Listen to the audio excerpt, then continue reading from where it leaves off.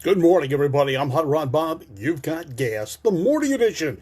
Hey, we take air conditioning for granted in our cars today. Yes, we do. Most cars have air conditioning, most new cars anyway. Older cars, well, a lot of people retrofit air conditioning to them. But in the beginning of time, when cars were first invented, it really didn't matter. They didn't have closed cars, they were open vehicles. You had full ventilation all the time. As a matter of fact, some cars, you even had to add side curtains, or what they called side curtains, that were somewhat transparent that you could use to block out some of the weather, like in the wintertime when it's snowing. As far as heaters go, well, they really weren't all that popular. They had been invented. One of the more popular ones on the Model A Fords, for example, was a exhaust manifold that had fins and kind of an air horn in the front of it. And as you drove, air would pass through that, and you could open and close a butterfly valve that let heated air into the car. Good morning, Richard and Vanita. How you doing this morning? Jay Black is also watching us as well. So that's how you got heated air. But what if it was summertime? You didn't want heated air. You wanted cool, comfortable, air-conditioned air. Ain't gonna happen, folks. It didn't work. It didn't happen. It didn't get invented yet. Well, the first air conditioning system, or system that created cold air, was not really for cars, but there was a system for horseless carriages. And what it entailed was a big block of ice and a fan. Now, this was designed by William Whitley in about 1884. And this was his suggestion, is you place the block of ice underneath the horse-drawn carriage, and you had a fan at the axle blowing that air into the horse-drawn buggy. Well, they weren't closed. Now, there were some that were closed, but they didn't have windows. Yes, Shiloh, you do need air today. It's 71 degrees where I am. We're cool. We're fine. So there was a system. The problem was it took roughly 436 pounds of ice per hour to keep a vehicle cool back then.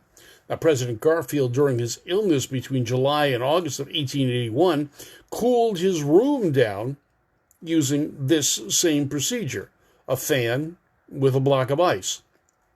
Now, we've done that. As a matter of fact, at Irwindale, at the drag strip, our air conditioning didn't work for quite some time, and one hot summer day, that's precisely what we did. We had a big tub full of ice and a fan behind it. It worked. Now, later on, cars got what they called, swamp cooler kind of things. There were those big tubular things mounted on the side of the vehicle at the window. You could put water in them or ice. It was an evaporative cooler. And it somewhat cooled down the inside of the vehicle because air rushing through it got cooled by the water or the ice, and that air came into the cabin of the vehicle and cooled you down. Now, this worked okay in California, where the humidity is low. But when you tried to do this in a place like the East Coast, where humidity was high, or Texas, or Oklahoma, or Mississippi, or someone like that, or someplace like that, all you did was get wet because the humidity was so high. So that really didn't work all that well. Now, the first time they tried to use or come up with an air conditioning system was in the early 1930s. And a company called Kelvinator. Now, maybe many of you may know about them. They made refrigerators. Yes, they did. Refrigerators. Kelvinator, Nash, Rambler, AMC. That was the Kelvinator company as well. And their air conditioning systems on their cars when they came out were called Kelvinator, as were the refrigerators you bought at Sears and other places like that. Well, in 1930, C&C Kelvinator outfitted and customized a Cadillac. They put an air conditioning system on a rack in the back behind where the spare tire would be, or trunk. You had to put an actual trunk on the back, and I mean like a trunk you travel with. Well, instead of putting the trunk back there, they put a air conditioner back there. Well, it was a refrigeration unit. And what it did is it blew cool air into the cabin of the vehicle. And this was the first air conditioning system put into a car. Now, it had a 1/2 horsepower Kelvinator refrigerator unit with a 1.5 horsepower gasoline engine. So not only did you use the fuel to run the vehicle, but you used the fuel to run the engine that ran the compressor that ran the air conditioning unit that sat on the back of the car. So it was something, it did work.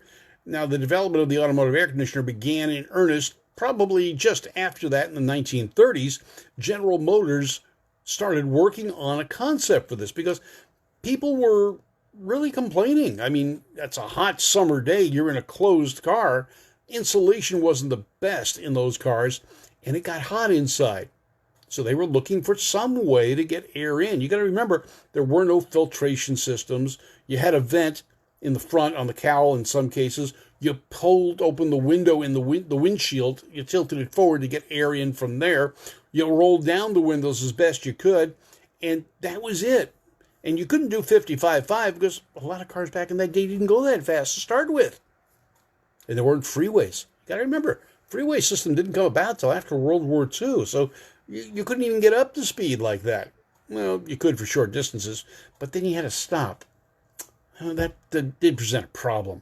All right, so the cooling capacity of the automobile air conditioners that came out from General Motors beginning in 1933, well, they were okay. They were 200 BTUs per minute. And it was an automotive air conditioning system. And they didn't want it to be too strong because what they thought was there'd be a thermal shock. If you got out of a vehicle that was more than 10 degrees cooler than the outside, you'd go into thermal shock from the heat as you walked out of the vehicle. Yeah, right. Okay. So that's one of the things they did. So 10 degrees Fahrenheit, 5.6 degrees centigrade was all they wanted these systems to pull the air down. In 1939, General Motors had a prototype unit they stuffed in the trunk of a 39 Cadillac. Now, in concept, it was pretty close to what the and it fit in the trunk. Now, they weren't the first ones, though, because by this point in time, other mainline companies were trying to get in on this. Packard, Nash, they all started having them. Yeah, the high-line companies, Chrysler, started doing it. Now, a joint venture between Hode Engineering in Buffalo, New York in 1934 and Carrier, who's still around today in Newark, New Jersey, developed the first self-contained air conditioning system, and they put it on a bus. Sounds good. Public transportation, a lot of people in there. Again, you still can't cool things down. Buses don't go too fast anyway. Well, they developed this system, and it worked good. The initial feasibility studies were conducted for almost a year, and it worked out real well. Now, they put one on a V8 Ford 5-passenger car for a while and tested that for about 12,000 miles. The condenser was mounted on the roof of the car. They didn't think about putting it behind the grill. Actually, there really wasn't that much room behind the grill on a 35 Ford. But they did.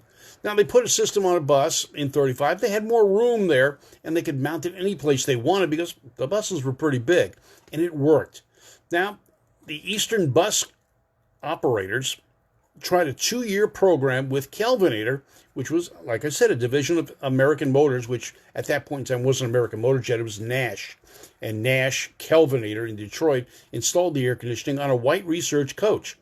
Now, it was dubbed the Lord Kelvin, and the air conditioner bus toured the southern portion of the United States in 1937. And it determined whether this was economically feasible to do, and it was. It worked. Now, in the 1940s, that's when air conditioning started becoming popular. Now, when I say popular, there were still only 1,500 Packards produced in 1940 to 42, or 42 model year, that had air conditioning. The air conditioning system was made available on the closed body models of the 120, the Super 8 160, the custom Super 8, but not to be outdone, Cadillac division of General Motors put them on the 1941 Cadillacs. They did about 300 cars. So altogether in 1941 or 40 to 42, there were about 2,000 air conditioning systems total put on cars. The war broke out in December of 1941, and air conditioning wasn't really anything to think about or talk about, nor were car production, as car production ceased until 1945. So in 1945, they started picking up the pace again and started thinking about this air conditioning thing that had just been developed. So in 1947, independent manufacturers began installing air conditioning systems on various makes of cars. They had universal kits. A large aftermarket business formed, and it was centralized most likely in the South, like Texas and places like that. And several of them were in Michigan. ARA, a company that still exists, or existed for quite some time, was the first aftermarket manufacturer that started business in 1949 with inexpensive cooling aids like louvered aluminum solar screens. We talked about the evaporative coolers. They did those as well. And the window mount, like I talked about, is when they came out and started getting popular. Those things are garnering about $1,000 to $1,500 today if you can find a good one. And a lot of people like those accessories and put them on the car. Now, as far as air conditioning systems, the true air conditioning system started coming out about 1950. And these were systems most likely mounted behind the back seat, taking up part of the trunk space. Now, they did have the condenser in the front of the car, and in some cases they had two condensers for whatever reason it was. The compressor mounted on the engine, but they were heavy, 60 to 80 pounds for a compressor. The lines ran underneath the vehicle to a fresh air intake system that was usually you saw these plexiglass tubes running up the back window. That's where they got the fresh air, but it was fresh air from inside the car. Now, here's the problem back then. They didn't have flow-through ventilation like we're used to today. So in the case of people that smoked, which was quite prevalent back then, your vehicle's closed, the windows are closed, and people are smoking. What are you doing? You're recirculating that smoky air. Kind of like being stuck on a plane until they stop smoking in planes. So that was one of the problems with the air conditioning systems back when they first started. Now, Packard or Cadillac systems really didn't survive because of the problem of the closed vehicle and the smokers.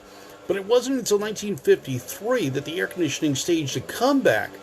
It survived and flourished after that. General Motors, Chrysler, Packard each introduced practical systems that sold for about a $600 option. Now, $600 option.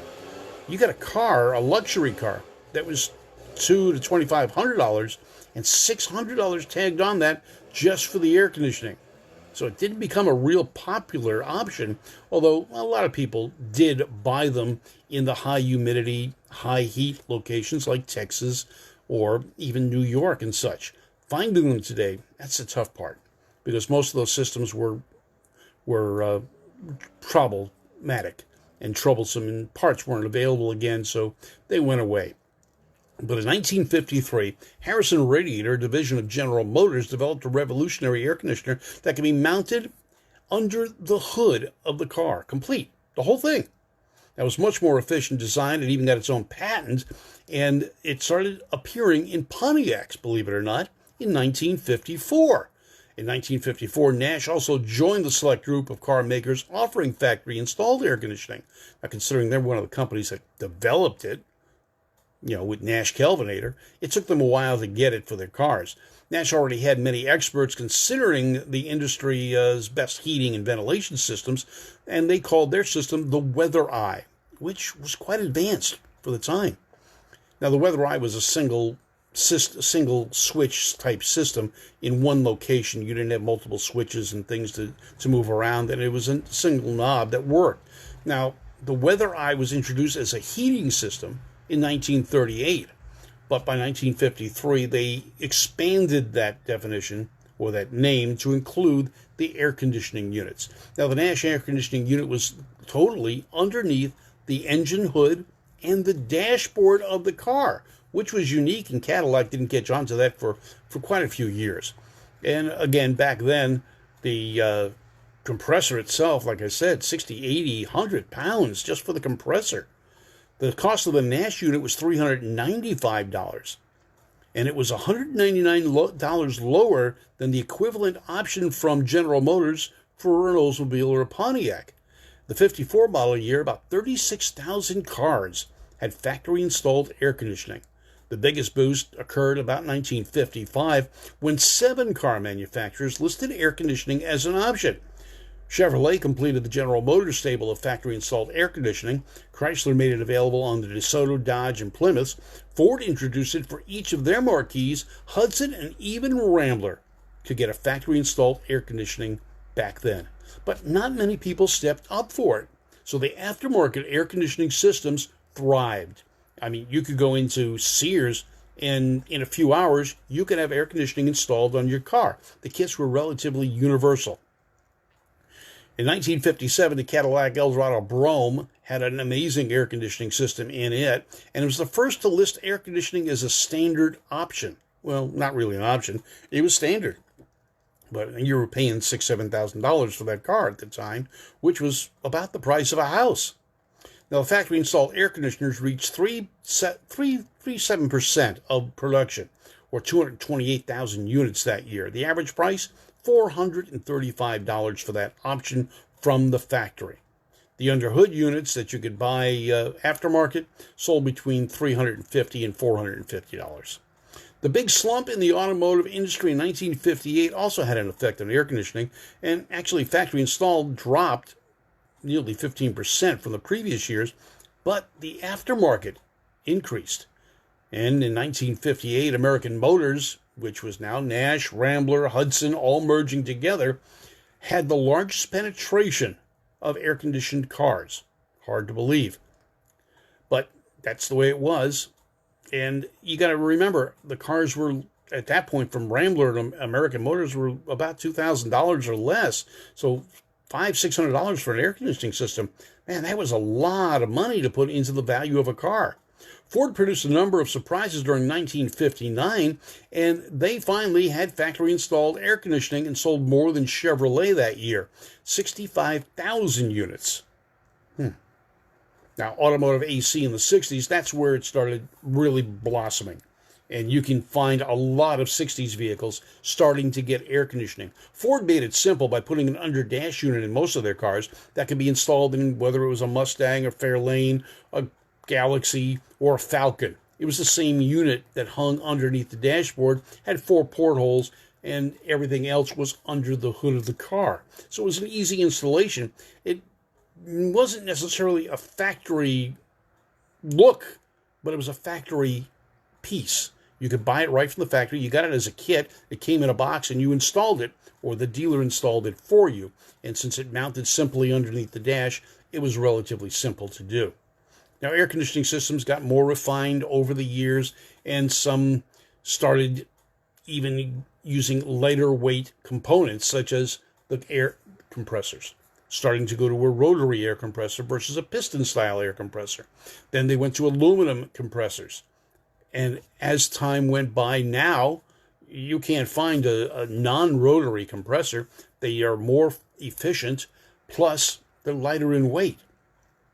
So air conditioning's been around. It's gotten even bigger and better. The biggest change to air conditioning came in the late 1970s, early 1980s, when they dropped R12, the refrigerant R12, because of its ozone depletion issues. They went on to an R134, which is what we're using today, but that's even going away soon. Now, R134 is completely different than R12, and I remember having to do training classes in 1990, 1991 on how to recycle R12.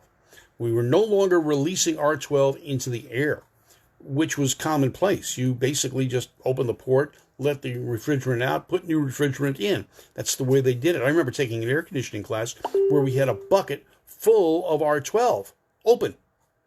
And the demonstration from the instructor was he took a flower, dipped it into the bucket with the R12, and then tapped it on the counter. And it sounded like broken glass because R12 would freeze anything on contact. You had to wear special gloves when you worked with it. R134 is no different. But R12 damaged the ozone. So the switch to R134 came about. As a matter of fact, I just had my Corvette switched over to 134 from R12. It's a 1989 model. So 80s started the change to 134, but the 90s, they started putting it in as on all cars. So the Montreal Protocol in 1987 started that. By the early 1990s, R12 was gone as far as from manufacturers in their cars. Air conditioning, it's a wonderful thing. I started on it with our 56 Chevy. It's got the compressor, it's got the lines. It's a matter of hooking up the unit underneath the dash and putting the condenser in front. All right, I'm Hot Rod Bob. Hope I cooled things down a little bit for you on this hot summer day. Hope you have a great day. This is GAAS, the Great American Auto Scene, brought to you by Service Tech Equipment. John Gomes just got released from jail again? I remember you. Facebook jail. You spent a lot of time there. You're making a lot of friends there, I guess. Anyway, you guys have a great day. I'm Hot Rod Bob. You've got gas. And can any car switch over to 134? Yes, but you have to flush the system out completely. You're going to have to change the compressor. You've got to flush the system and clean the system out because the oils used are completely different. 134 uses what they call a PAG, whereas an R12 system uses a mineral oil. The two are not compatible, and they will make a system fail if they come in contact with each other. So a 134 system can be done on a car that originally was R12, but it does take flushing the system out, cleaning it out, changing a number of components, because R12 operates differently than 134. The basic concept's the same. The fluid, the refrigerant, acts differently. You need more R134 to get the same efficiency that you got from R12. All right, I'm Hot Rod Bob. You got gas, the Great American Auto Scene. Since 1990, I've been filling you up with information, trivia, and fun facts. And this is brought to you by Service Tech Equipment. You guys have a great day. I'm Hot Rod Bob. Bye.